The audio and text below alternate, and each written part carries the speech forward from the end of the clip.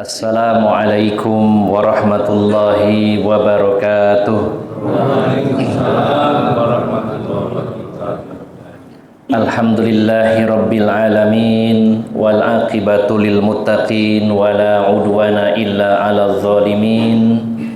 Wa ashhadu an la ilaha illallah wahdahu la syarikalah wa ashhadu anna Muhammadan abduhu wa rasuluhu la nabiyya ba'dah. Allahumma salli wa sallim wa barik ala nabiyyina Muhammadin wa ala alihi wa sahbihi ajma'in. Faqad qala Allah ta'ala fi kitabihil karim, ya ayyuhalladzina amanu taqullaha haqqa tuqatih wa la tamutunna illa wa antum muslimun, amma ba'd. Para alim ulama, para ustadz, para sesepuh, bini sepuh, khususnya segenap takmir musola Baitul Muttaqin yang senantiasa saya hormati dan saya muliakan, guru-guru saya dan juga para senior saya yang senantiasa saya hormati juga dan saya muliakan. Begitu pula bapak-bapak dan ibu-ibu jamaah musola Baitul Muttaqin yang dirahmati Allah Subhanahu wa ta'ala. Alhamdulillah atas karunia Allah, atas nikmat Allah pada malam hari ini kita dipertemukan oleh Allah Subhanahu wa ta'ala di dalam tempat yang paling baik di muka bumi ini. Baik itu masjid maupun musola adalah rumah Allah, dan pasti Allah akan memuliakan tamu-tamu yang datang ke rumahnya. Terlebih kita hadir di sini bersama-sama dalam rangka saling mengingatkan, saling nasihat menasehati, saling menguatkan di jalan Allah Subhanahu wa ta'ala. Alhamdulillah saya baru pertama kali ke sini, termasuk ke perumahan ini saya juga belum pernah, namun sering lewat, okay? Dan kurang lebih sekitar 26 tahun lalu mungkin, bahkan 28 tahun yang lalu. Saya biasa ngaji di Kiai Haji Abdurrahim Nur di daerah sini, diajak sama guru saya, seorang tokoh di Kerembung, Ustadz Sohib, beliau itu guru saya di Masjid At-Taqwa. Kemudian sering diajak ke kajian Fajar Sodik di Kiai Haji Abdurrahim Nur di sini. Jadi sedikit mengenang saya ke sini, ingat masa lalu sudah lama ternyata. Masih SMA, saya lahir di Bandung tapi pindah waktu SMP, kemudian SMA sering ke daerah sini gitu. Alhamdulillah pada malam hari ini Allah takdirkan bisa kembali ke sini, menyambung persaudaraan, menyambung tali silaturahim dengan Bapak Ibu jamaah sekalian. Tadi diminta oleh Ustadz, panjenengan Pak Ustadz siapa saya belum kenal. Ustadz Arifin. Alhamdulillah sedikit menambahkan perkenalan saya, nama pendek singkat nama Hermanto. Dan sebenarnya saya lahir di Bandung tapi namanya nama Jawa, karena ibu saya orang Sidoarjo, bapak orang Jawa Barat. Jadi saya ini keturunan janda Jawa dan Sunda begitu istilahnya. Istilah baru keturunan janda Jawa dan Sunda. Rupanya ibu menang ya, memberi nama saya nama Jawa Hermanto. Saya sempat protes sama bapak saya, kenapa nama saya kok nggak Maman Suherman atau Asep atau yang lain-lainnya Acep ya. Namanya Jawa, ada masalah nama. Mudah-mudahan mudah diingat. Nama Hermanto ya, alhamdulillah. Bapak Ibu jamaah sekalian yang dimuliakan Allah Subhanahu wa taala, dan sesuai dengan musyawarah dengan pihak takmir, saya diberi amanah untuk menyampaikan tema yang berjudul Sudahkah Kita Menjadi Orang yang Ikhlas. Nah, rupanya kalimat atau kata ikhlas ini sangat sering kita ucapkan, sering kita dengar, tapi ternyata beratnya luar biasa, sangat berat. Saya mengutip perkataan seorang ulama besar yang bernama Imam Sufyan Ats-Tsauri. Kita hanya mengenal ulama mazhab itu umumnya kaum muslimin mengenal 4 mazhab. Yang pertama mazhab Hanafi, yaitu pencetusnya Imam Abu Hanifah, kemudian Maliki, Syafi'i, dan Hambali. Namun sebenarnya ada beberapa ulama yang level keilmuannya, karena memang sama-sama levelnya mujtahid, levelnya hampir sama atau mendekati ulama madhab yang 4 tadi. Salah satunya Imam Sufyan Ats-Tsauri. Kita bisa membayangkan beliau seorang ulama mujtahid, ulama besar, dan di masa pemerintahan Islam ketika beliau hidup, beliau pernah dipenjara dan diburon, jadi buronan, bukan karena melakukan tindakan kriminal, tapi beliau menolak jabatan yang diberikan oleh khalifah waktu itu sebagai hakim agung, jadi hakim tertinggi di pemerintahan Islam saat itu. Beliau menolak sampai dipaksa tidak mau dipenjara. Setelah itu lepas, kemudian diburu. Sampai 2 periode pemerintahan beliau hidup dalam buronan dan meninggal pun dalam kondisi menjadi buronan. Kita membayangkan betapa dalamnya ilmu beliau, betapa ikhlasnya beliau, dan betapa zuhudnya sampai diminta jadi pejabat tidak mau. Tapi saya mengutip perkataan beliau tentang hati, tentang ikhlas. Beliau pernah mengatakan, yang kurang lebih bunyinya, beliau mengatakan, ma'alajtu syai'an asyaddu ilayya min niyati. Ya. Tidak ada perkara yang paling berat bagi saya untuk mengobatinya selain mengobati hati. Saya membayangkan ulama besar yang sangat zuhud, ya, sangat luar biasa hati-hatinya dalam urusan agama, sampai tidak mau menerima jabatan. Beliau masih mengeluhkan pribadi beliau bahwa tidak ada perkara yang paling berat untuk saya perbaiki selain niat saya. Dengan kata lain, kata beliau, saya ini untuk menjadi orang yang ikhlas ini tidak mudah, sangat berat sekali. Nah, tapi Bapak Ibu jamaah sekalian, seberat apapun syariat Islam tentu sudah terukur. Allah sudah mengukurnya, la yukallifullahu nafsan illa wus'aha. Maka biasanya kalau yang berat-berat itu pahalanya juga besar, okay? Karena Rasulullah menyatakan inna idzamal bala ma'a idzamil jaza. Inna idzamal jaza ma'a idzamil bala. Kata beliau, besarnya pahala itu tergantung besarnya bala, ujiannya, beratnya. Semakin berat, semakin besar pahalanya. Maka kalau kita mampu mencapai level menjadi seorang yang mukhlis, orang yang ikhlas, luar biasa, pahalanya sangat besar di sisi Allah Subhanahu wa taala. Dan Bapak Ibu jamaah sekalian yang dimuliakan Allah Subhanahu wa taala, iblis ketika diusir oleh Allah Subhanahu wa taala, diturunkan ke dunia ini, juga begitu pula Nabi Adam. Maka sebelum diturunkan, iblis ini bersumpah di hadapan Allah Subhanahu wa taala, bahasa kitanya sesumbar. Mungkin bahasa kitanya, wis gak apa-apa aku diusir, tapi awas ya, saya akan, apa yang dikatakan iblis, saya akan menghiasi perbuatan dosa Bani Adam menjadi indah, dan saya akan sesatkan seluruhnya 100%.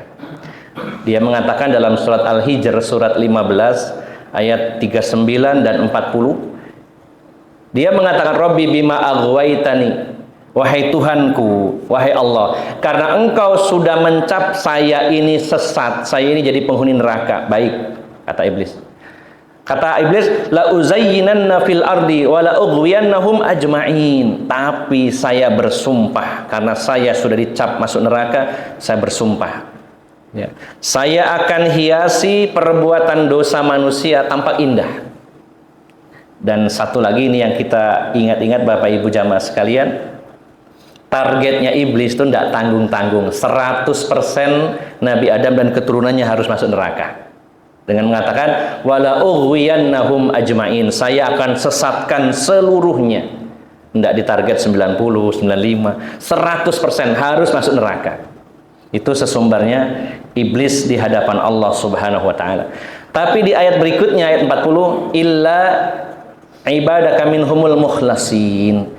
Nah, satu-satunya keturunan Bani Adam, keturunan Nabi Adam itu yang tidak bisa saya sesatkan, tidak bisa saya goda adalah orang yang ikhlas. Ada sebagian ahli qiraah membacanya mukhlasin, ada membacanya mukhlisin. Kalau mukhlasin yang dimurnikan oleh Allah, dan mukhlisin orang yang memurnikan pelakunya. Nah, baik Bapak Ibu jamaah sekalian, ini menunjukkan betapa hebatnya orang yang ikhlas. Sampai iblis saja mentarget 100% Bani Adam, yaitu manusia masuk neraka, kecuali orang-orang yang ikhlas, iblis tidak bisa menggodanya. Berarti kalau kita bisa mencapai level ikhlas, Masya Allah luar biasa, iblis saja tidak sanggup menggodanya. Makanya berat sekali level ini Bapak Ibu jamaah sekalian. Nah, baik Bapak Ibu jamaah sekalian, kita sering mendengar, membahas, dan mengucapkan kata ikhlas. Maka sebelum kita melanjutkan lebih dalam, perlu penjelasan tentang istilah ikhlas itu sendiri. Ikhlas dari kata akhlasa yukhlisu, ikhlas. Suku katanya adalah kholaso. Kholaso, kho lam sod. Nah, orang Arab menggunakan kata kholaso itu biasanya contohnya dalam kalimat ya kholastul laban atau kholastul asal. Saya memurnikan susu atau saya memurnikan madu. Sering menggunakan kata kholastul asal atau bisa juga nasahtul asal. Maka secara bahasa ikhlas artinya memurnikan. Contohnya tadi orang yang memurnikan madu, mungkin Bapak Ibu pernah menonton atau bahkan melihat langsung orang mendapatkan madu, madu asli, dari sarangnya itu kan ada sarang, ada rumahnya, tawonnya, di situ juga ada bisa jadi ada bivolennya, ada royal jelly-nya, ada macam-macamnya. Maka di situ awalnya tercampur, kemudian diperas, kemudian dimurnikan, disaring, yang tersisa hanya madunya saja. Sama juga dengan kita dulu di era 80-an mungkin Bapak Ibu, kan dulu ada jualan bensin itu ada campur, ada murni, Kalau dulu musimnya motor 2 tak, Pak, ada tulisan jual bensin murni dan campur. Nah, murni itu berarti ya tidak ada unsur lain di situ. Tidak ada unsur lain. Maka sebenarnya kata ikhlas dari kata kholaso atau akhlaso artinya memurnikan. Maksudnya murni bagaimana? Ketika kita ini beribadah kepada Allah Subhanahu wa taala, murni niatnya hanya karena Allah. Sebagaimana komitmen kita, ya sebagian dari kita ada yang membaca doa iftitah itu Allahumma ba'id baini wa baina khotoyaya. Ada juga yang menggunakan inni wajjahtu wajhiya alladzi fataras samawati wal ardh. Nah, ada kalimat inna sholati wa nusuki wa mahyaya wa mamati lillahi rabbil alamin. Sesungguhnya salatku, nusuk artinya berkorban, menyembelih binatang kurban.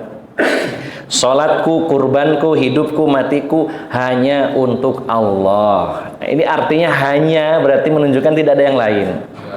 Nah, jadi sebenarnya gambaran ikhlas itu ketika kita beribadah berarti ibadahnya hanya kepada Allah saja, bukan kepada yang lainnya.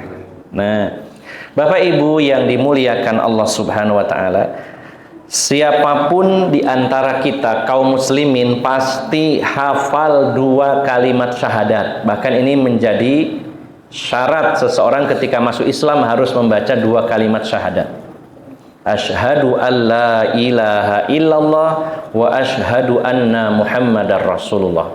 Nah, kalau kita kupas lebih dalam, sebenarnya mengapa syahadatain 2 kalimat syahadat ini ditempatkan di urutan pertama dalam rukun Islam sebelum sholat, zakat, puasa, dan haji?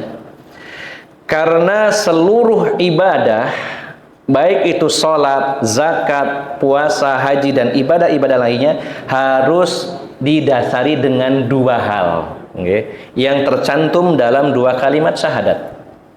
Ini merupakan bentuk konsekuensi. Kita tidak hanya mengucapkan, tapi ada tuntutan yang harus kita penuhi dari 2 kalimat syahadat ini. Kalimat yang pertama, asyhadu alla ilaha illallah. Aku bersaksi bahwasannya tidak ada ilah sesembahan yang hak kecuali Allah. Wa asyhadu anna Muhammadar Rasulullah, dan aku bersaksi bahwasanya Nabi Muhammad adalah utusan Allah.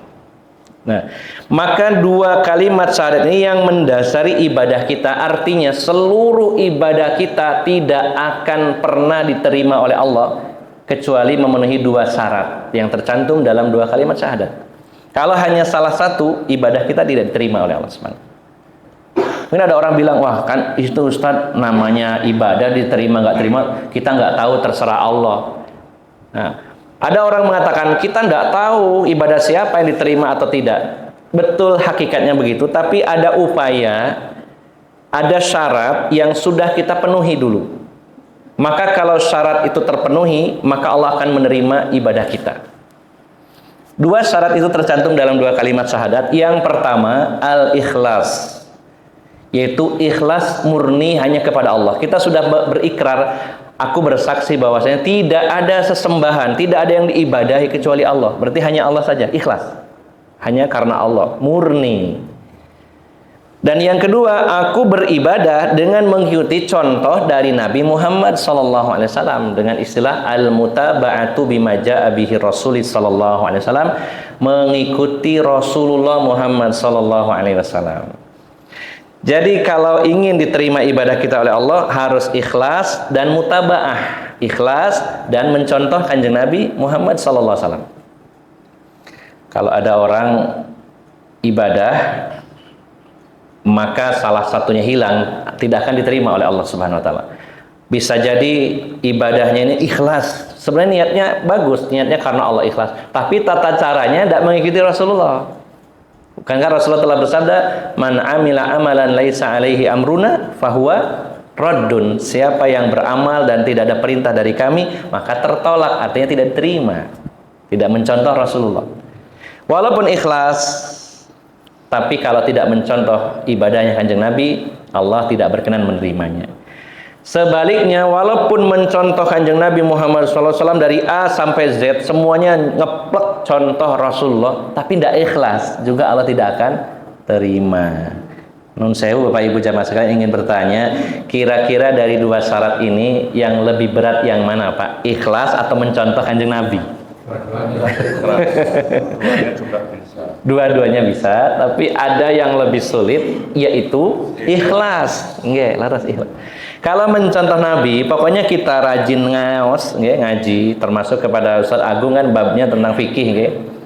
Nanti dibahas dalam kitab Al-Waziz min Fiqhis Sunnah wal Kitabil Aziz, bagaimana cara toharo, bersuci, nggih, bagaimana cara sholat, bagaimana cara puasa, zakat, haji, mengurus jenazah, jual beli dan sebagainya. Itu adalah upaya untuk supaya kita tahu bagaimana sih sebenarnya ibadahnya kanjeng Nabi, kita belajar.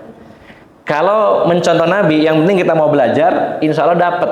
Tapi kalau ikhlas, walaupun orang sudah berilmu sekalipun, orang sudah belajar, belum tentu ikhlas. Maka saya katakan dua-duanya kalau dibandingkan, maka ikhlas ini lebih berat. Nah, oleh karena itu Bapak Ibu jamaah sekalian, kita bersama-sama di sini belajar, saling mengingatkan supaya mudah-mudahan ya kita betul-betul bisa dipilih oleh Allah Subhanahu wa taala menjadi orang-orang yang ikhlas. Nah, saya tidak berpanjang lebar, ada 3 ciri orang itu ikhlas. Bisa dideteksi cirinya dan kita bisa introspeksi diri kita masing-masing. Ya, untuk mendeteksi saya ini termasuk orang yang ikhlas atau tidak. Yang pertama an yastawiya amaluka fis sirri wa alaniyah. Dalam bahasa Arabnya kurang lebih begitu, yaitu amal engkau sama saja ketika disaksikan orang banyak ataupun sedang sendirian. Cirinya orang ikhlas yaitu amalnya tidak beda antara ibadah sendirian sama di hadapan orang lain. Sama, tidak dirubah sama dia. Nah, maka kalau ada orang ketika sholat sendirian kualitasnya buruk, tapi di hadapan orang jadi bagus, maka dipertanyakan keikhlasannya. Tapi orang ikhlas itu stabil. Dia tidak peduli ada yang lihat atau tidak, sendirian atau banyak orang. Maka dia tidak peduli. Karena niatnya hanya murni, hanya Allah, untuk Allah Subhanahu wa ta'ala. Jadi yang pertama, ciri ikhlas itu sama amalnya baik sedang sendirian maupun disaksikan orang banyak. Nah, monggo kita sama-sama ya introspeksi termasuk saya. Kira-kira kalau ibadah sendiri sama disaksikan orang banyak sama apa boten? Kalau dalam hati kita ada perubahan rasa, wah iki pakai sing delok iki kayak aneh. Ya. Nah, betul ya termasuk ya itu ngoten Pak ya. Jadi kita sendiri, kita sama Allah yang tahu ya. Kalau sholat sendiri, wah bacaannya morat-marit, tapi kalau ada orang jadi bagus, dibagus-baguskan gitu. Okay. Nah, maka ketika sendirian ataupun orang banyak sama ibadahnya.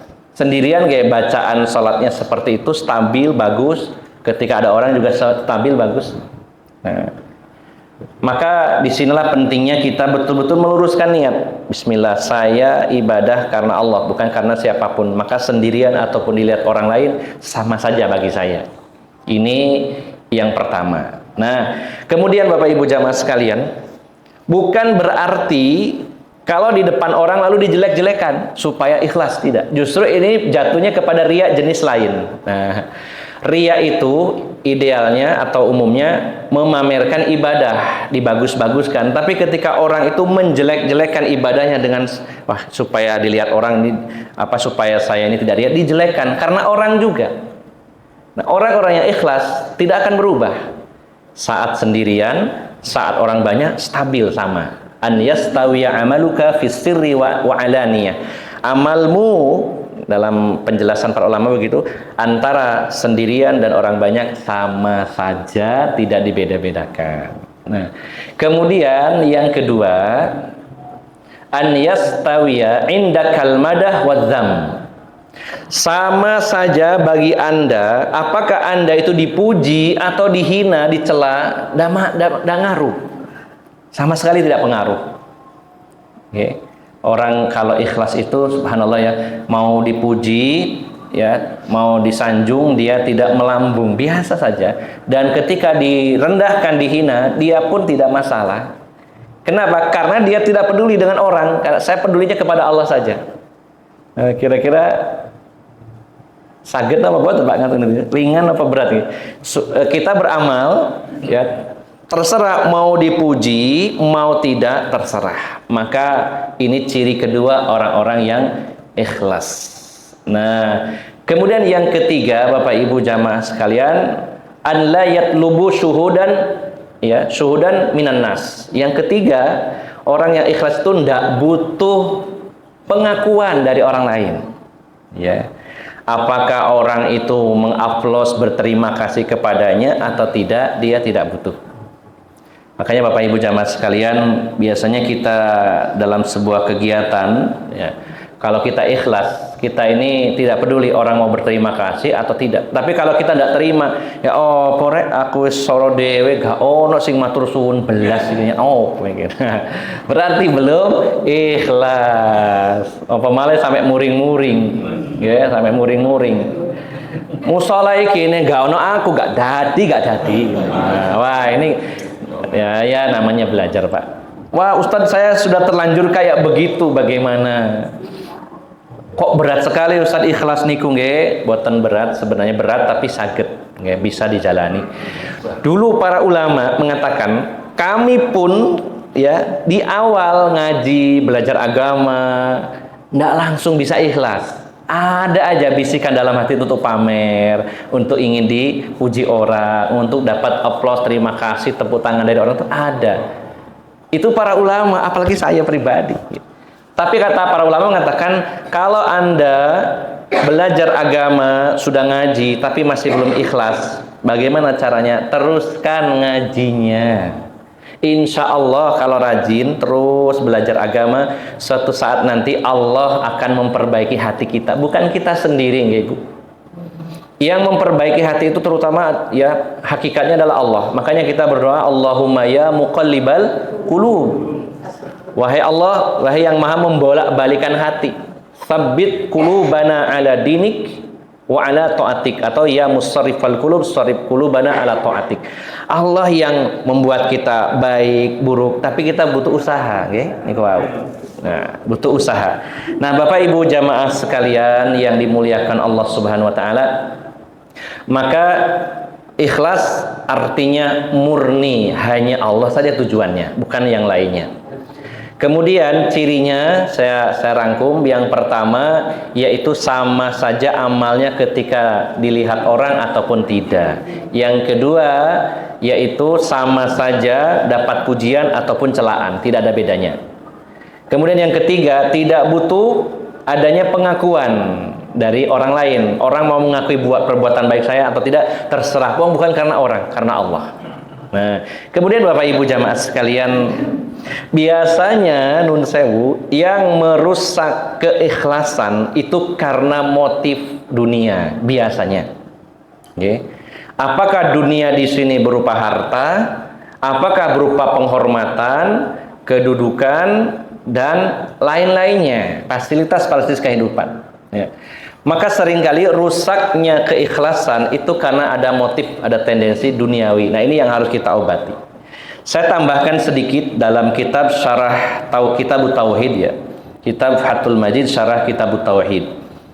Kalau di Surabaya di Sidoarjo ini juga dikaji oleh Ustadz Najih Ihsan ya. Di Mojokerto di daerah saya juga ngaji kitab ini, sudah selesai, dan juga mungkin ustadz-ustadz yang lainnya. Saya mengutip salah satu bab yang berbunyi babu minasyirki iradatul insani bi amalihid dunya. Termasuk syirik itu menyekutukan Allah, yaitu orang beramal tapi niatnya karena dunia, termasuk syirik. Walaupun nanti kita bisa rinci syiriknya syirik besar atau kecil. Ketika kita ikhlas berarti ibadahnya hanya kepada Allah, tapi karena dibelokkan karena dunia, maka kita sama dengan menduakan Allah. Di situ syiriknya. Sambun azan, nggih. Nggih. Berhenti sejenak, nggih. Aqulu qauli hadza wa astaghfirullah li wa lakum. Nggih. Alhamdulillah wassalatu wassalamu ala Rasulillah wa ala alihi wa sahbihi wa mawalah, amma ba'd. Kita lanjutkan sedikit lagi Bapak Ibu jamaah sekalian. Jadi setelah kita memahami pengertian ikhlas, yaitu murni, maksudnya murni hanya karena Allah. Kemudian ciri-cirinya adalah ketika beribadah sendirian ataupun ada orang lain, tidak ada masalah, tidak ada bedanya. Kemudian juga ketika beramal atau beribadah tidak peduli dipuji atau dicela. Kemudian yang ketiga, tidak butuh pengakuan orang lain. Maka biasanya keikhlasan itu rusak karena berbeloknya niat, karena ingin dapat dunia. Dunia ini maknanya luas, bisa harta, bisa jabatan, kedudukan, penghormatan, sanjungan, popularitas, dan lain-lainnya. Nah, lalu bagaimana orang yang beribadah tapi niatnya untuk mendapatkan itu semua, dunia, bukan karena Allah? Kita baca di dalam Al-Quran, dalam surat Hud ayat 15 dan 16. Okay. Dalam surat Hud surat 11 ayat 15 dan 16, Allah Subhanahu wa taala berfirman, "Man kana yuridul hayatad dunya wa zinataha." Siapa yang menginginkan dunia dan segala aksesorisnya. Siapa yang niatnya ibadah itu mendapatkan dunia dan segala aksesoris dunia apa saja. Seperti yang saya sebutkan tadi, apakah berupa uang, ingin dapat uang, ingin dapat harta, ingin dapat jabatan, ingin dapat popularitas, ingin dapat penghormatan. Siapa yang beribadah dan niatnya ingin dapat itu semua, kata Allah bagaimana? Nuwaffi ilaihim a'maluhum fiha wa hum fiha la yubkhasun. Kalau memang bahasa kitanya, kata Allah, kalau memang kalian ibadah itu bukan karena aku, tapi karena dunia dan segala aksesorisnya, baik kata Allah, akan saya sempurnakan keinginan kalian di dunia ini. Semua yang kalian inginkan, saya akan kasih. Jangan khawatir. La yubkhasun, tidak akan rugi di dunia ini sedikit pun. Seolah-olah Allah itu nantang kepada kita, nek pancen kamu ibadah hanya karena dunia, baik, saya kasih dunia itu, nggak akan meleset, nggak akan dikurangi, dipenuhi semuanya, kalau memang itu keinginan kalian, kata Allah. Tapi ingat kata Allah dalam ayat yang ke-16, ulaikal ladzina laisa lahum fil akhirati illan nar wa habita ma sana'u fiha wa batilu ma kanu ya'malun. Tapi ingat, merekalah orang-orang yang di akhirat nanti nggak dapat apapun kecuali api neraka. Ya. Dan seluruh apa yang mereka kerjakan, ibadah-ibadahnya, amal solehnya, semuanya itu akan dihapus oleh Allah. Wa batilum ma kanu ya'malun, dan seluruh amalnya itu sia-sia. Ya Allah, ini peringatan keras bagi saya pribadi khususnya. Siapa yang ibadah, beramal soleh, berbuat baik hanya karena dunia, kata Allah, tak kasih di dunia ini. Tapi ingat, di akhirat kamu nggak dapat apa-apa, nol, bahkan dapatnya api neraka. Kita sudah susah payah ibadah siang malam, sudah mengeluarkan duit untuk bersodako, untuk berhaji, untuk bayar zakat dan semuanya, ternyata semuanya hilang, dihapus oleh Allah Subhanahu wa taala, dan di akhirat tidak dapat apa-apa kecuali api neraka. Sebabnya apa? Karena keinginannya dunia. Nah, di sini perlu saya sampaikan ada 4 penafsiran, sebenarnya tidak saling bertentangan antara yang satu dengan yang lainnya. Jadi ada 4 penafsiran. Yang pertama, saya persingkat saja. Al-amalus salihul ladzi yaf'aluhu katsirun minan nasi ibtigha'a wajhallahi min shadaqatin wa salatin wasilatin wa ihsanin ilan nas wa tarku zulmin wa nahwa dzalika mimma yaf'aluhu al-insan aw yatrukuhu khalisan lillah lakinnahu la yuridu thawabahu fil akhirah innama yuridu an yujazihi Allahu bihifdzi ma lahu wa tamniyatihi. Nah, jadi penafsirannya Bapak Ibu jamaah sekalian, ada orang yang beramal solih, ya, apakah itu sholat, sodako, zakat, menyambung tali silaturahim, ya puasa, ya, sebenarnya niatnya karena Allah, tapi dalam hatinya diniatkan saya ingin dapat bayarannya sekarang di dunia ini, jangan nanti, ingin dapat cash di sini. Kalau saya sodako, ya ingin saya dapat balen istilahnya, ya. Niatnya saya sodako supaya nanti dibalikin sama Allah 10 kali lipat. Nah, niatnya cuma itu. Sebenarnya niat ibadahnya karena Allah, tapi ingin bayarannya disegerakan di dunia ini. Ini pengertian ayat yang tadi. Jadi dia ibadahnya ingin dibayar cash. Makanya Bapak Ibu jamaah sekalian, disinilah butuhnya sabar, ya. Soalnya nopong, ya. Pahala ibadah kita itu belum kelihatan, ya, disimpan sama Allah.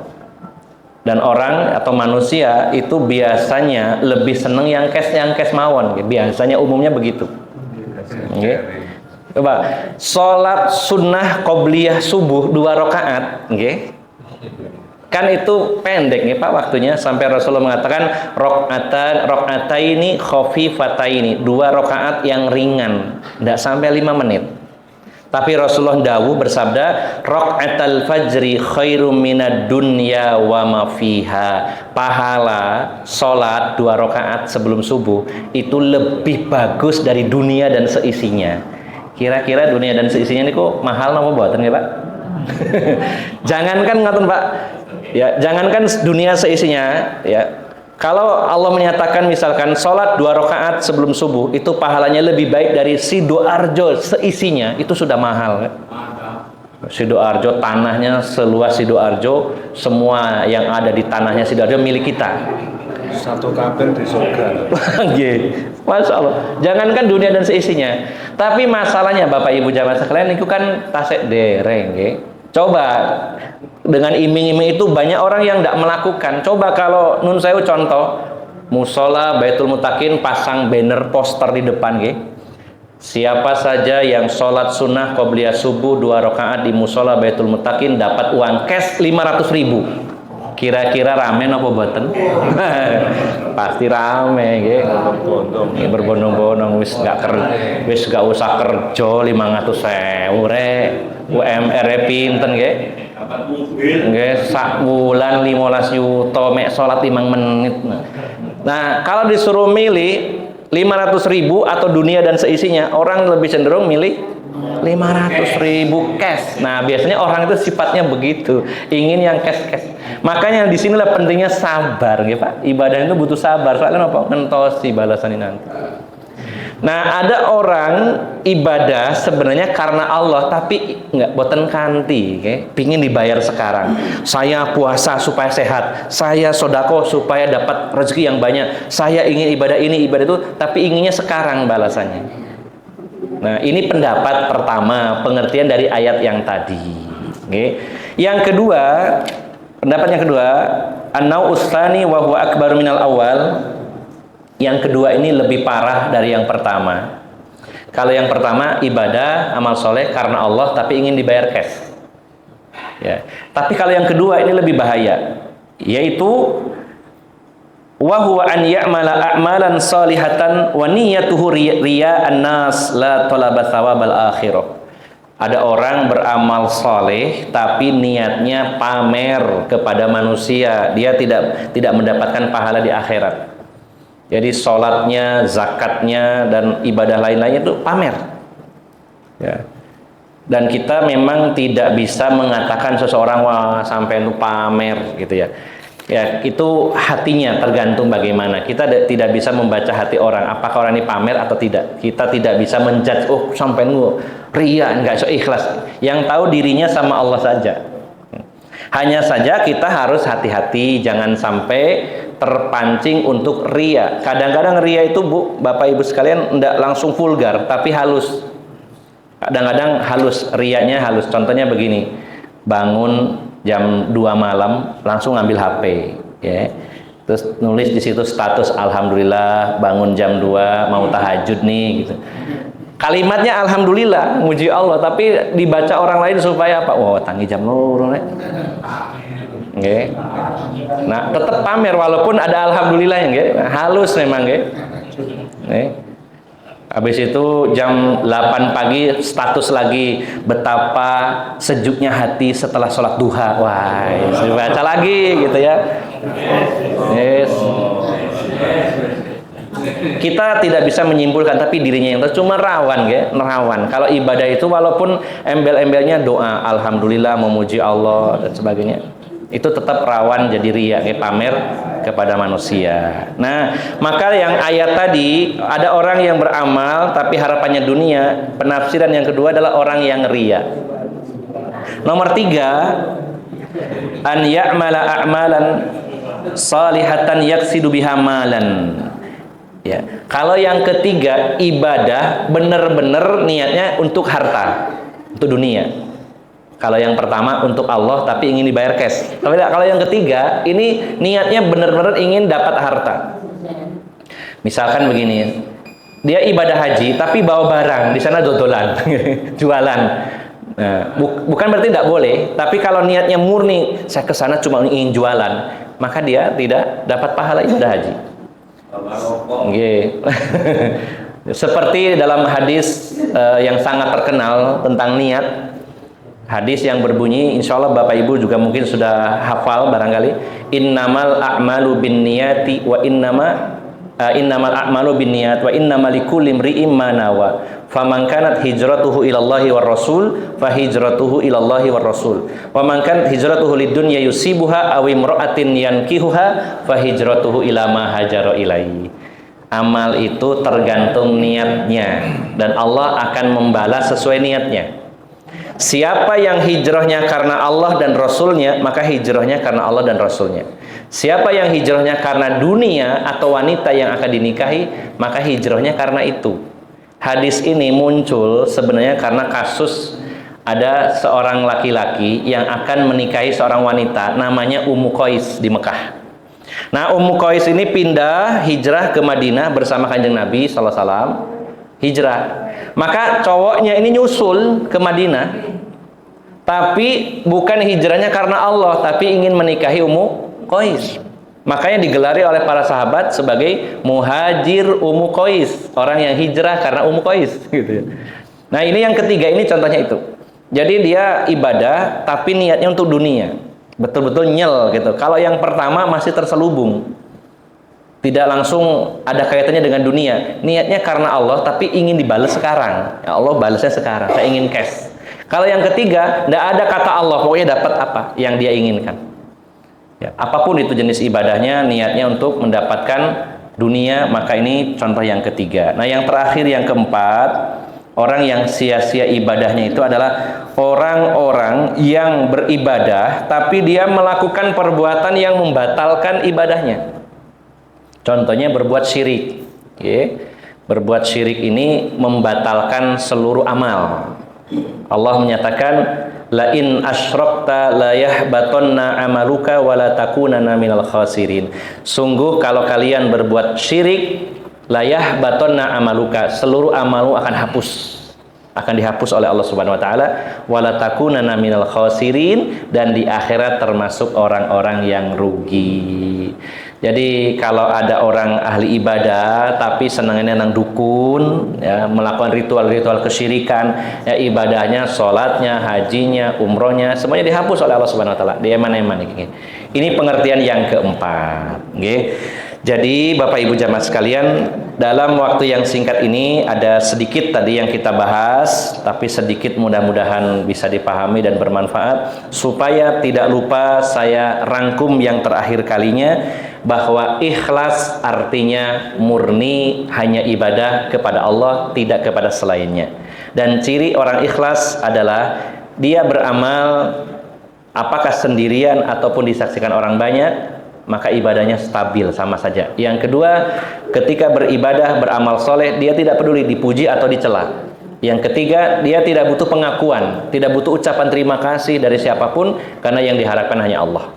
Dan ikhlas biasanya rusak karena tendensi motif-motif dunia dalam ibadah. Sebagaimana Allah nyatakan tadi dalam surat Hud ayat 15 dan 16. Ada orang beribadah karena Allah tapi ingin dibayar cash. Ada orang yang ibadah pamer karena ria. Ada orang beribadah tapi niatnya dunia. Dan juga ada orang beribadah tapi amalan lainnya membatalkan ibadahnya tersebut. Contohnya perbuatan syirik. Nah, mudah-mudahan Bapak Ibu jamaah sekalian, kita memohon kepada Allah yang maha membolak-balikan hati kita. Semoga kita dijadikan orang-orang yang ikhlas. Dan semoga amal ibadah kita diterima oleh Allah Subhanahu wa ta'ala. Dan semoga kita sampai ke dalam surganya Allah Subhanahu wa ta'ala. Demikian. Masih ada sesi tanya jawab.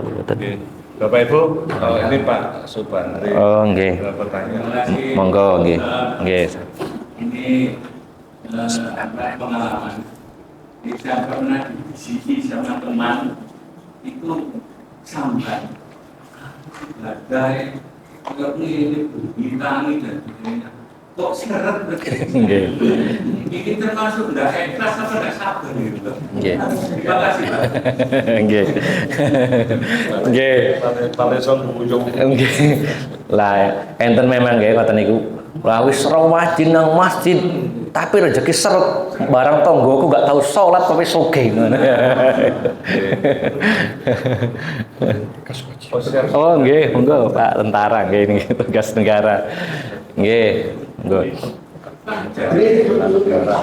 Nggih. Jadi Bapak Ibu jamaah sekalian, yang pertama bahwa yang namanya harta itu disebut oleh para ulama sebagai rizqun am, rezeki umum, siapapun dapat. Ya. Rasulullah menyatakan ya dalam sebuah hadis bahwasanya Allah Subhanahu wa taala itu memberikan harta ya. Innallaha yu'til mal man liman yuhibbuhu wa ila man la yuhib. Rasulullah menyatakan bahwa Allah itu memberikan harta kepada orang yang Allah cintai ataupun tidak. Oke. Hamba Allah itu mau dicintai Allah, mau dibenci Allah, kalau masalah harta tetap dikasih. Buktinya nun sewu orang-orang yang tidak beragama sekalipun tetap dikasih harta. Karena dalam pandangan Allah harta itu ringan, remeh. Jadi Allah bagi semuanya, gitu ya. Allah bagi semuanya. Ini poin pertama, bahwa siapapun akan dapat harta. Ya. Lalu pertanyaannya, apakah ada kaitan antara ketakwaan, ketawakalan dengan rezeki? Jawabannya adalah ada, ya. Karena Allah Subhanahu wa taala menyatakan, "Wa may yattaqillaha yaj'al lahu makhraja wa yarzuqhu min haitsu la yahtasib." Barang siapa yang bertakwa kepada Allah, maka salah satu keutamanya adalah Allah akan berikan rezeki dari jalan yang tidak disangka-sangka. Begitu pula Imam Ibnu Qayyim dalam kitabnya Ad-Da'u wad-Dawa menjelaskan bahwa salah satu penyebab seretnya rezeki itu karena dosa dan maksiat. Nah, secara teori asalnya, konsep asalnya adalah pertama, setiap orang dapat harta. Rezeki itu semuanya dikasih, yang beriman maupun yang tidak. Tapi yang kedua, ada kaitan orang yang ahli ibadah akan diluaskan rezekinya, akan diberi rezeki yang luas, dan ahli maksiat akan diseretkan. Nah, tapi faktanya Ustaz ada kebalikan.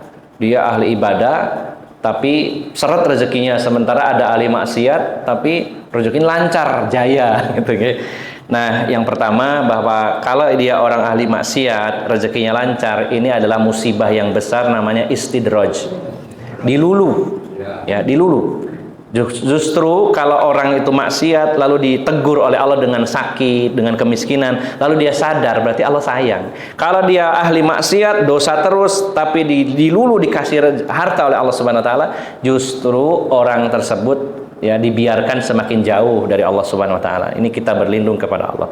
Lalu bagaimana kalau ada orang yang sudah rajin ibadah tapi rezekinya seret, padahal janjinya Allah akan diluaskan rezekinya. Nah, maka banyak kemungkinan. Yang kemungkinan pertama, bisa jadi ibadahnya tidak ikhlas, bisa jadi ya, sehingga ditolak oleh Allah Subhanahu wa taala. Yang kedua, bisa jadi ibadahnya bagus, ikhlas, mencontoh kanjeng Nabi Muhammad SAW, tapi Allah ingin menambahkan derajatnya dengan ujian. Ada sebuah hadis, kalau dalam kesempatan lain mungkin ya, bahwa seseorang itu sebenarnya ditempatkan oleh Allah di surga yang sangat tinggi. Yang surga itu dalam hadis Bukhari ada 100 level. Ada 100. Panjenengan ingin level yang keberapa, Pak? Harus minta yang ke 100 nggih? Jangan tanggung-tanggung. Wis mlebu swarga mesti emperane enggak apa-apa. Nah, jangan ya, Pak. Punya cita-cita tinggi. Ya. Ada 100 tingkat. Nah, bisa jadi seseorang, kata Rasulullah, dia ditempatkan oleh Allah tuh di surga yang derajatnya tinggi, level 90 misalkan. Tapi amalnya itu hanya nyampe di level 50. Masih jauh. Ya. Sebenarnya dia ditarget oleh Allah masuk surganya nanti level 90, tapi amalnya tidak nyampe, cuman sampai 50. Maka supaya bisa nyampe, Allah kasih ujian dan dia sabar dengan itu. Nah, kesabarannya itu yang akan menaikkan itu. Bisa jadi dia ahli ibadah, tapi Allah ingin derajatnya tinggi sebenarnya. Sebenarnya orang ini dengan ibadahnya udah cukup 50, tapi Allah ingin naikkan 90. Tapi ibadahnya kok masih kurang ya. Maka Allah kasih ujian, mungkin rezekinya seret. Adalah ujian dari Allah Subhanahu wa taala. Ingin Allah tambahkan bonus lagi, pahala lagi kepadanya. Jadi kemungkinan itu banyak. Bisa jadi karena tidak ikhlas ibadahnya, bisa jadi ikhlas, bagus ibadahnya, tapi Allah ingin menaikkan lagi. Jadi perlu dihibur seperti itu supaya tidak putus asa, nanti akhirnya mutung, wis gak usah sholat-sholatan, rezekinya seret gitu ya. Nah, kita perlu jelaskan seperti itu. Nggih, demikian. Sampun. Yang lain dari itu Pak. Enten malih. Silakan Pak Sunarto. Nggih, bismillah. Nggih, monggo. Untuk masuknya surga Allah Subhanahu wa taala itu kan berat besar melalui hisab surga yang banyak. Oke. Kita sudah melaksanakan rukun Islam, mulai dari syahadat, sholat, Zakat. Haji. Adakah amalan yang lain kira-kira supaya kita bisa itu langsung seperti kilat? Nggih. Nggih. Mohon penjelasannya Pak Ustaz. Nggih. Nggih. Pertanyaannya bagus sekali. Nggih. Karena perjalanan di akhirat itu kan panjang sekali ya Bapak Ibu jamaah sekalian ya. Di dalam hadis Bukhari saja dijelaskan masa menunggu di padang mahsyar itu 50.000 tahun, belum diapa-apakan. Wah, lama sekali ya. 50.000 tahunnya akhirat nunggunya segitu ya kita jalani nantinya. Nah, belum nanti proses hisab ya. Nah, hisab ini ada 3 kemungkinan. Kita bisa pesan dari sekarang mau tiket yang mana. Tiket yang pertama kelas ekonomi ya. Kelas ekonomi. Ada orang dihisab dan hisabnya berat, panjang ya. Detail sekali dihisabnya. Yang kedua ada hisab yang ringan ya, kelas bisnis mungkin Pak itu Pak. Ya. Dan Rasulullah pun pernah berdoa dalam hadis yang diriwayatkan Imam Ummul Mukminin Aisyah radhiyallahu anha. Rasulullah berdoa kepada Allah, Allahumma hasibni hisabai yasira. Ya Allah, hisablah saya dengan hisab yang mudah. Yang pertama dihisab, hisabnya alot. Yang kedua hisab tapi mudah. Mudahnya seperti apa? Kata Rasulullah ketika ditanya oleh Ibunda Aisyah. Jadi mudahnya itu Allah beri kejutan saat hisab kepada orang beriman. Caranya bagaimana? Allah kasih catatan amal. Ya, ini Mas, saya kasih catatan amal sampean nggih. Tolong buka halaman sekian, dibuka sama orang ini. Jeres, waduh, dosa iki. Jam sekian hari ini saya melakukan dosa ini. Kaget, wis pucet nggih. Waduh, iki dosa. Kata Allah, buka lagi halaman sekian, dibuka lagi. Dosa maneh. Waduh, iki pas bengi-bengi tak eling-eling tahu nyolong nih jambu tonggone iki. Wis tambah pucet ya, wis waduh wis gak selamat iki. Lalu kata Allah apa? Kata Allah, wis tutupen kitabmu, saiki wis tak ampuni lewat wis. Nah, itu namanya hisab yasiro dan Rasulullah yang menjelaskan itu seperti itu. Nah, yang kelas VIP, eksekutif mungkin ya, itu yadkhulunal jannata bighairi hisabin wala adzabin, masuk surga tanpa hisab, tanpa azab, langsung gitu. Nah, siapa mereka itu? Ini dalam hadis yang cukup panjang sebenarnya. Namun poinnya adalah Rasulullah menyatakan ketika ditanya oleh para sahabat, ya Rasulullah, siapa orang yang masuk surga tanpa hisab, tanpa azab, langsung bablas itu? Dan disebutkan oleh Rasulullah kuotanya hanya 70.000 orang. 70.000 orang dari umat Rasulullah SAW. Maka Rasulullah menjelaskan 4 kriterianya. Beliau menyatakan yaitu la yastarquna wala yaktawuna wala yatatayyaruna wa ala rabbihim yatawakkalun. Mereka itu orang-orang yang tidak pernah minta diruqyah, disuruh. Tidak minta. Apakah boleh minta diruqyah kepada Ustaz? Saya ini kayaknya ada gangguan jin, tolong diruqyah. Boleh, cuman kehilangan fasilitas. Kenapa orang yang minta ruqyah ini tidak dapat fasilitas masuk surga tanpa hisab, tanpa adab? Ya. Jadi tadi Rasulullah menyebutkan bahwa orang yang masuk surga tanpa hisab, tanpa adab itu orang yang tidak minta diruqyah. Kenapa? Karena orang kalau minta diruqyah kepada seorang ustadz contohnya, biasanya ketawakalnya itu turun. Contohnya apa? Mengandalkan ustadz, bukan mengandalkan Allah akhirnya. Buktinya gini, wah saya itu kalau di ruqyah Ustadz Hermanto itu mandi, tapi ini Ustadz Liana enggak. Nah itu berarti menggantungkan ke saya, tidak boleh. Tapi kan sebagai perantara. Sebagai perantara, cuma akhirnya jaga nih kuahungnya. Nah khawatirnya boleh, bukan berarti salah, boleh, cuma menurunkan level ketawakalannya. Menurunkan. Kadang-kadang mengandalkan bacaannya, bukan Allahnya. Nah begitu. Tapi ini sebab boleh, ya. Enggak, kalau ada yang protes berarti nggak boleh, dibolehkan. Bahkan Rasulullah sendiri meruqyah dan juga pernah diruqyah. Asal jangan minta. Kalau orang minta itu boleh, tapi kehilangan fasilitas tadi. Kata Rasulullah, yang masuk surga tanpa hisab, tanpa adab itu la yastarqun, orang yang tidak minta diruqyah.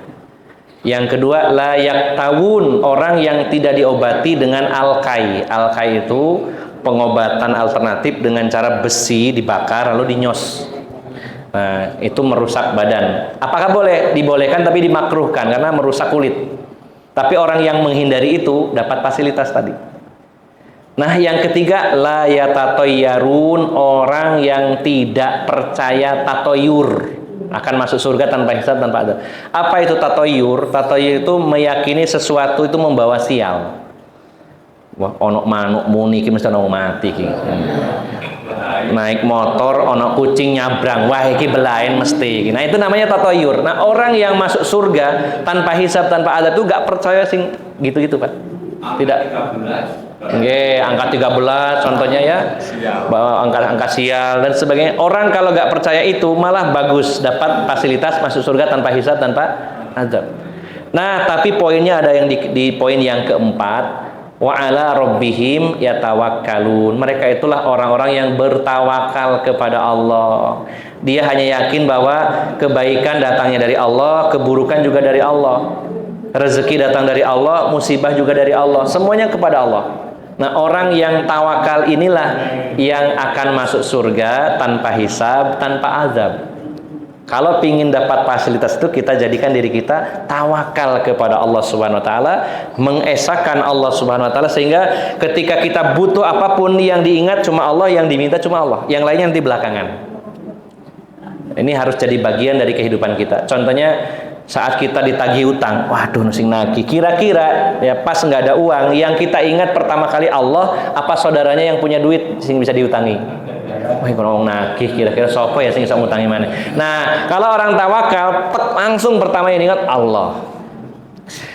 Waduh, awak greges kabeh kok enak kira sing diingat pertama kali niku dokter napa Allah? Kalau koyo aneh nang dokter kono mandi. Nah, kalau orang bertawakal yang pertama kali diingat Allah. Ya Allah, penyakit ini dari Engkau, Engkau juga yang menyembuhkan. Saya meminta kesembuhan kepadamu. Selebihnya baru usaha yang lain. Nah, itu contohnya orang tawakal. Makanya orang ini yang akan masuk surga tanpa hisab, tanpa azab. Jadi Bapak Ibu monggo bisa pesen tiketnya saat niki nggih. Mau yang kelas ekonomi, ya umumnya orang, atau mau yang kelas yang bisnis atau eksekutif atau VIP tadi. Nggih. Ini kurang lebihnya demikian. Mungkin Bapak tadi mudah-mudahan ya Pak, kita semuanya termasuk orang yang masuk surga tanpa hisab ya, mudah-mudahan itu yang bablas langsung ya, nggak ate mampir-mampir nggih. Insyaallah demikian. Nggih, monggo ngaji terus supaya kita bisa mengetahui jalan ke surga itu mana, fasilitas-fasilitas khususnya lewat mana dengan ngaji, dengan pengawasan nggih, demikian. Wonten mawon Bang nggih. Sampun nggih, saya kira sampai di sini. Mohon maaf bila ada kata-kata dan ucapan yang kurang berkenan, barangkali kurang sopan. Pertama kali saya di sini dan saya juga mungkin masih sangat junior dibandingkan Bapak Ibu jamaah sekalian. Tentu banyak kesalahan yang saya perbuat, saya mohon maaf yang sebesar-besarnya. Aqulu qauli hadza wa astaghfirullah li wa lakum wa akhiru da'wana anil hamdulillahirabbil alamin. Wassalamualaikum warahmatullahi wabarakatuh. Waalaikumsalam.